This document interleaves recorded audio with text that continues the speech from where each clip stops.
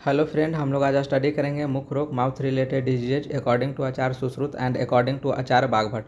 तो आचार्य सुश्रुत ने जो मुख रोग की संख्या है वो 65 मानी है और आचार्य बागभट्ट ने जो मुख रोग की संख्या है वो 75 माने हैं। और यहाँ पर देख सकते हैं कि उसके अधिष्ठान ये कौन सा जो डिजीज है वो कितना नंबर कितना कहाँ पर जो डिजीज की जो संख्या है वो होती है। तो यहाँ पर हम लोग देखेंगे ये अधिष्ठान हो गया उसका कि कहाँ पर कौन से जो बीमारी है वो प्रेजेंट रहते हैं। तो ओस्ट में यहाँ पर देखेंगे कि ओस्ट में यहाँ पर 8 हो गया। यहाँ पर तो अपर लिप्स यहाँ पर देख सकते हैं अपर लिप्स, यह है लोअर लिप्स, दोनों मिलाकर के यहाँ पर 8 जैसा बन रहा है। तो हम लोग ओस्ट रोग की जो संख्या हो गया वो हो गया 8। और यहाँ पर दंत मूलगत यहाँ पर ऐसे गम को बोलते हैं। गम मतलब जो मसूड़ा होता है उसे हम लोग यहाँ पर मानते हैं। तो जो नीचे का जो यहाँ पर जो संख्या रहता है वो तीत का वो 16 होता है। और बीजडम तीत जो कि एक लेट से आता है, तो यहाँ पर जो इसकी संख्या हम मान सकते हैं दंत मूलगत रोग की संख्या वो 15 यहाँ पर हम लोग याद करने के लिए ट्रिक बना सकते हैं। और दंतगत जैसे कि ओठ है, जब ओठ हमारा खुलता है, दंत मीन्स तीत हो गया, तो हमारा जब ओठ खुलता है तो हमारा यहाँ पर सबसे पहले जो तीत दिखता है, तो तीत की संख्या यहाँ पर दंतगत रोग की संख्या यहाँ पर 8 हो गया। एंड जिह्वागत रोग जो कि एक सेंसरी ऑर्गन है जिह्वा।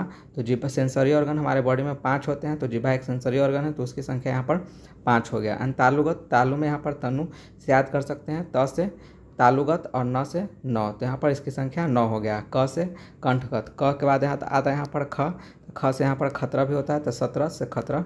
हम लोग बचपन में ऐसे बहुत कुछ याद करते थे, 17 है तो खतरा, तो यहाँ पर कंठगत यहाँ पर हो गया 17। और सर्वसर मुख रोग की जो संख्या है वो यहाँ पर हो गया 3 अकॉर्डिंग टू आचार्य सुश्रुत के अकॉर्डिंग यहाँ पर 3 हो गया, और बागभट्ट के अकॉर्डिंग यहाँ पर 8 होता है। और आचार्य सुश्रुत ने गलगंड रोग का यहाँ पर नहीं माना है, ऐसे अधिष्ठान भी नहीं माना है और मुख का अंग भी नहीं माना है। तो ओष्ठ रोग की संख्या वो अकॉर्डिंग टू बागभट्ट है वो है 11, लेकिन उन्होंने 10 रोग का ही वर्णन किया है, लेकिन उनकी जो संख्या होती है वो 11 होती है।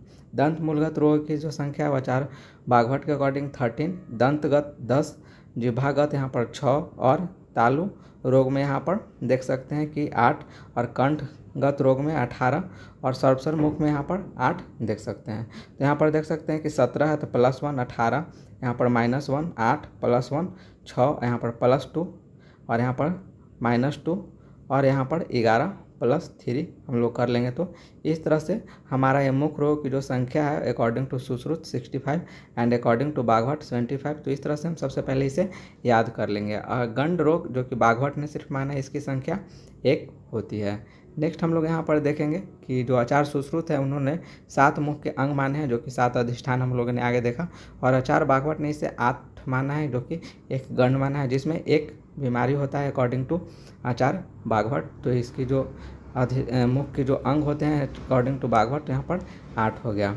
नेक्स्ट हम लोग सबसे पहले अकॉर्डिंग टू चरक देख लेते हैं। तो चरक यहाँ पर 4 टाइप के मुख रोग मानते हैं, वातज, पित्तज, कफज एंड सन्निपातज, और स्थान भेद से इसे 64 टाइप के मानते हैं मुख रोग की जो संख्या है। तो नेक्स्ट हम लोग सबसे पहले देखेंगे ओष्ठगत रोग। ओष्ठ मीन्स के यहाँ पर हो गया लिप्स रिलेटेड जो डिजीज है उसकी संख्या कितनी है। तो यहाँ पर हम लोग देखेंगे कि एक अपर लिप्स लोअर लिप्स, तो ये 8 बन गया, तो इसकी जो संख्या है वो 8 हो गया अकॉर्डिंग टू सुश्रुत। एंड बागभट्ट ने इसकी संख्या यहाँ पर 11 माना है, लेकिन कि 10 रोगों का ही उन्होंने वर्णन किया है।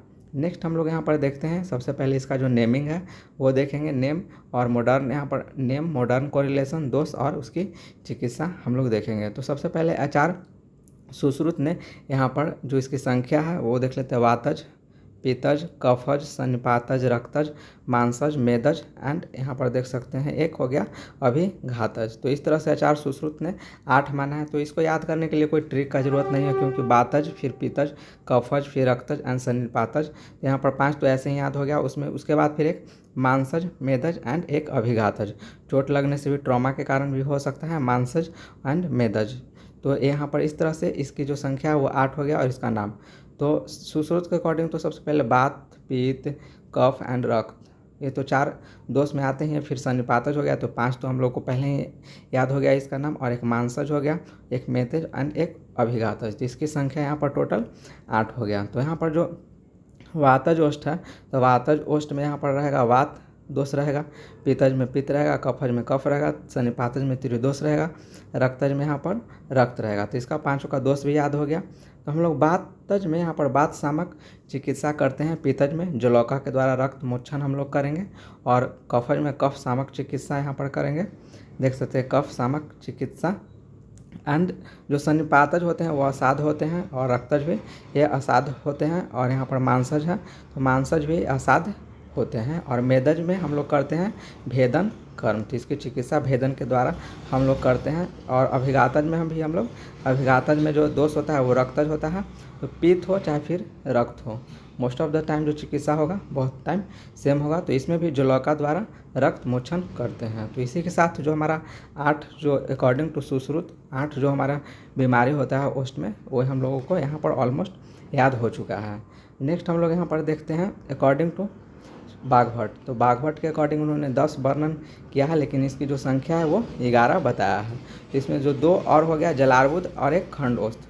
तो जलार्बुद में सिस्टिक स्वेलिंग इन लिप्स को हम लोग जलार्बुद बोलते हैं, और खंडोस्ट क्लेफ्ट लिप को हम लोग बोलते हैं। तो जलार्बुद में बात एंड कफ यहाँ पर दोष हो गया, और इससे हम लोग भेदन कर्म से इसका जो चिकित्सा है वो करते हैं। और खंडोस्त में बातज इसमें दोष होता है, और संधान कर्म करते हैं, शास्त्र कर्म करते हैं। प्लास्टिक सर्जरी के द्वारा ही हम लोग क्लेफ्ट लिप को सही कर सकते हैं। तो ये हमारा यहाँ पर 10 हो गया अकॉर्डिंग टू बाघभट्ट 8+2, और उन्होंने 11 संख्या माना है लेकिन 10 का ही वर्णन किया है।